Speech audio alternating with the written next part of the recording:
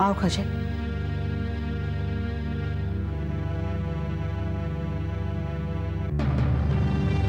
कहिए, ऐसी क्या जरूरी बात है जो डैडी को बोल के मुझे बुलवाना पड़ा? दरअसल काजल। कहिए ना, मैं सुन रही हूँ, लेकिन हो सके तो सच कहिए प्लीज।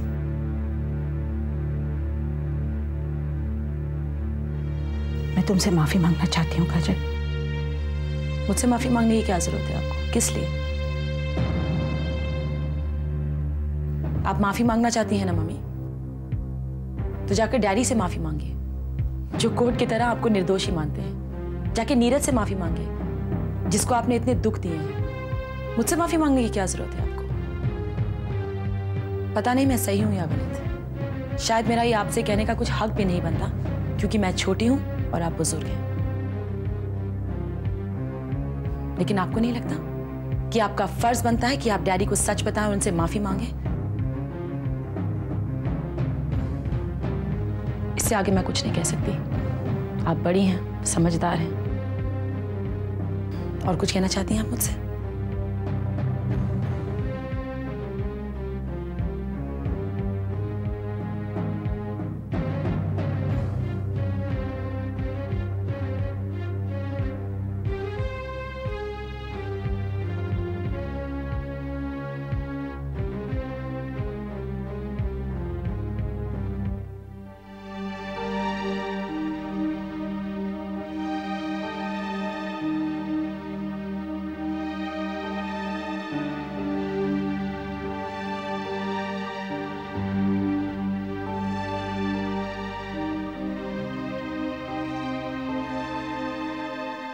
आप माफी मांगना चाहती हैं ना मम्मी, तो जाकर डैडी से माफी मांगिए, जो कोर्ट की तरह आपको निर्दोषी मानते हैं।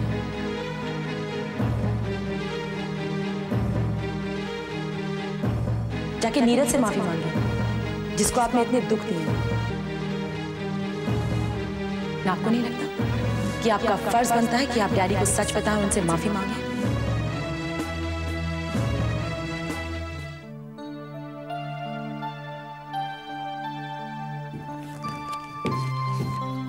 Good morning dad. Good morning बेटा। क्या होता है यार, तैयार कहीं जा रहे हैं क्या? ऑफिस जा रहा। ऑफिस? डैड अभी आप पूरी तरह ठीक भी नहीं है, और ऑफिस में ऐसी क्या इमरजेंसी आ गई जो हम लोग नहीं देख सकते? आपको डैड डॉक्टर ने बेड रेस्ट कहा है ना? हाँ बेटे, लेकिन आराम करते करते मैं थक गया हूँ। ऑफिस जाऊंगा तो दिल बहल जाएगा, वक्त कट जाएगा। Don't worry, I will not exert my self. Dad, माँ कैसी है? She is okay, she is recovering from this shock. लेकिन बेटे थोड़ा वक्त तो लगेगा ही। माँ? माँ? माँ?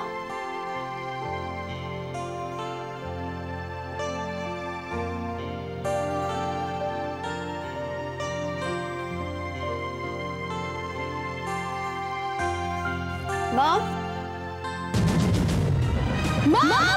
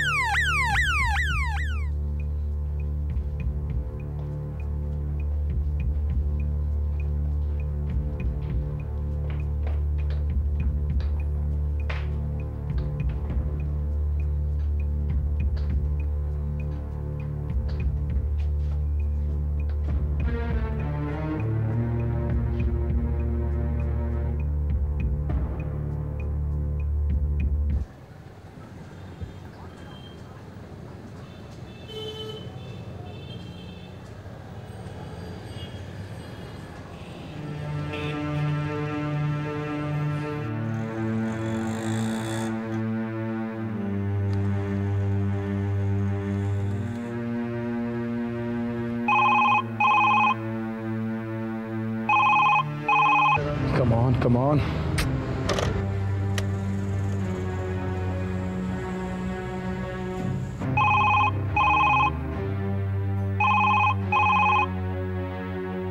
Come on, Priya.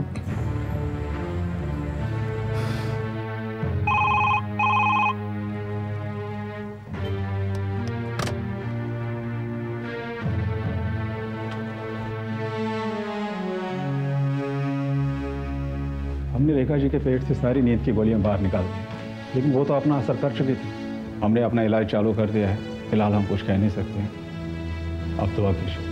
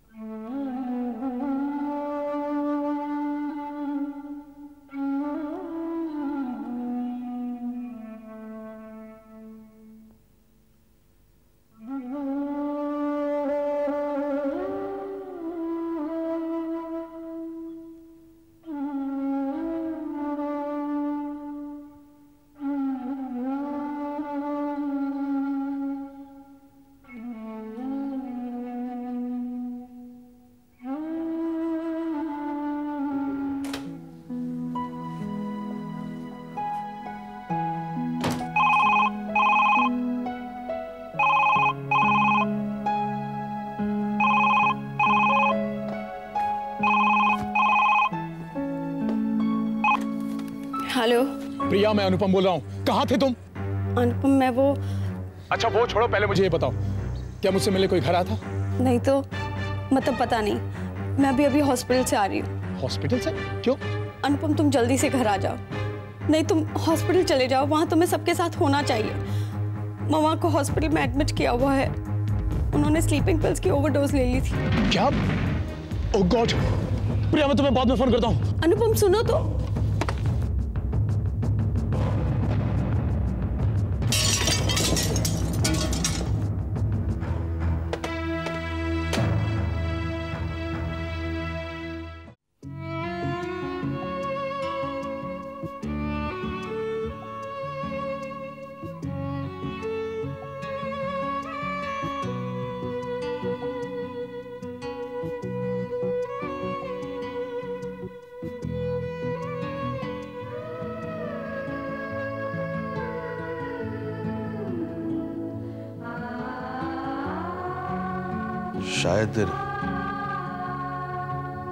शायद रेखा ये सब बर्दाश्त नहीं कर पाई।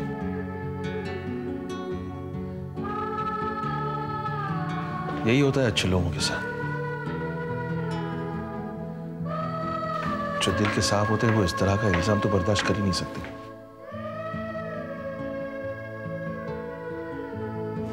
एक तो इल्जाम लग गया, उसके ऊपर जेल चली गई। लेकिन ये सब करने की जरूरत क्या थी? वो हमसे वो बात भी तो कर सकती थी।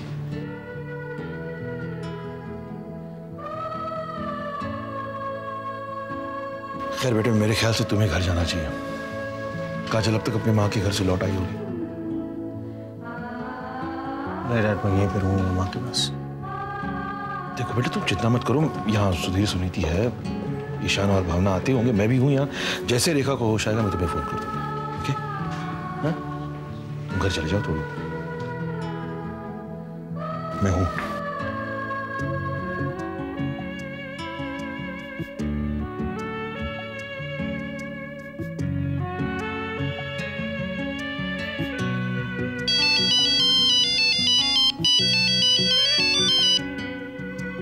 हेलो जी, मैं इंस्पेक्टर वाघमारे बोल रहा हूँ।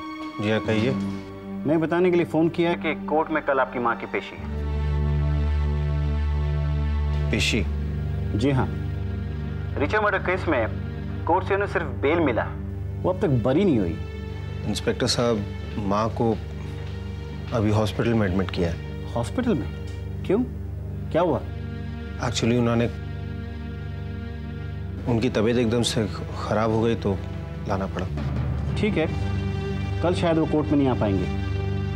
बस इतना बताना चाहता हूँ कि आपकी फैमिली मेंबर्स में से किसी का भी वहाँ रहना बहुत ज़रूरी है। मैं बताने के लिए आपको फ़ोन किया था। जी okay, bye. Thank you.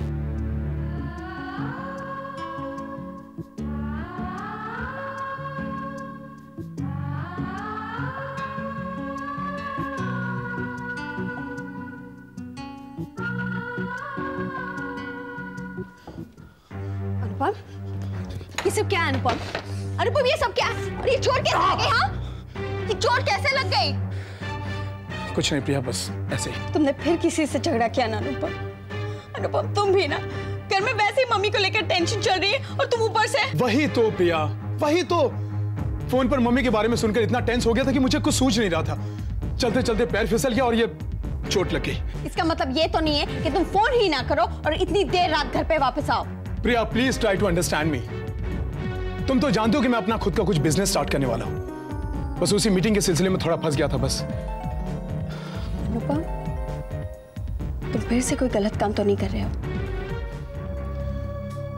Priya please please प्रिया, वो सब मेरा गुजरा हुआ कल था। अब मैं बिल्कुल बदल गया हूं। Don't you believe me? Priya तुम्हारी कसम, हमारे बच्चे की कसम, अब मैं कोई गलत काम नहीं कर रहा हूं।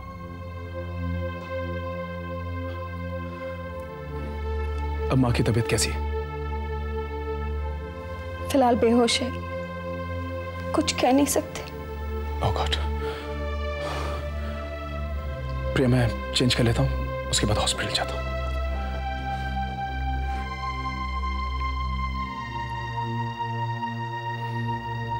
डोंट वरी प्रिया।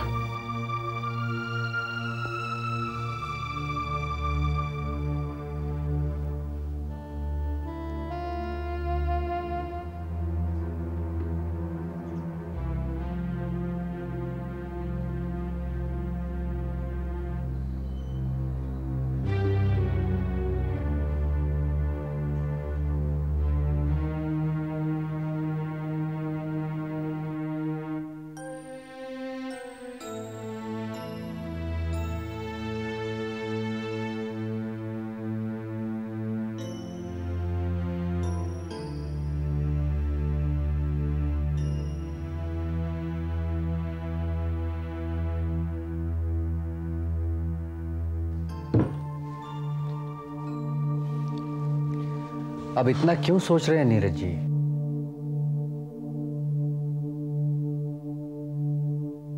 कल माँ की पेशी, वो तो जान ही पाएंगे, हम में से किसी को वहां पर प्रेजेंट होना होगा। हाँ, तो इसमें सोचने वाली बात तो कोई है नहीं।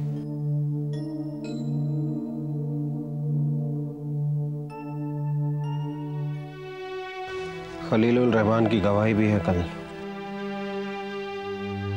हाँ, और खलील उर रहमान आपके फेवर में बयान देगा या नहीं, इस बात की चिंता हो रही है आपको?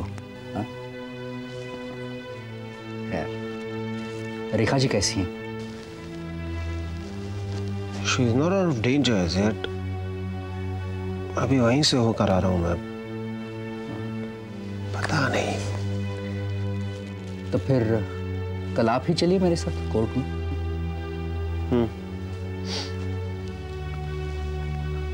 आपको क्या लगता है, एक बार खलील से हमें बात कर लेनी चाहिए? नीरज जी, क्यों आप उस आदमी के बारे में सोचकर अपना वक्त बर्बाद कर रहे हो? क्योंकि उस आदमी की गवाही पे बात डिपेंड करती है कि मेरी माँ के साथ क्या होगा। ओह, ठीक है, ये बताइए कि कितने पैसे प्रॉमिस किए हैं आपने उसको? 10 लाख। 10 लाख में खलील उर रहमान अपनी माँ के खिलाफ भी गवाही देगा? क्या बात कर रहे हैं? हाँ सीरियसली, वो उसी टाइप का इंसान है। खलील उर रहमान से फिर से बात करने की कोई जरूरत नहीं है।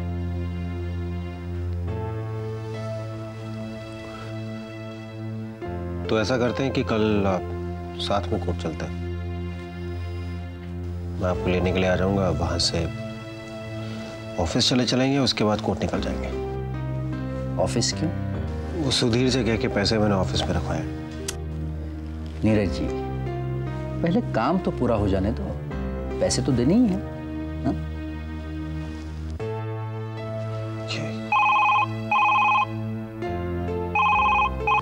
हेलो। हेलो नीरज, मैं सुधीर बोल रहा हूँ। हाँ बोल। माँ को होश आ गया है, वो खतरे से बिल्कुल बाहर है अभी। Thank God. ठीक है, मैं तुम्हें बाद में फोन करूंगा। हाँ ठीक है। माँ को होश आ गया। She is out of danger now. Well, that's a good news. चलो मैं निकलूं? आपसे कल कोर्ट में मुलाकात होगी। Sure. Bye. Good night.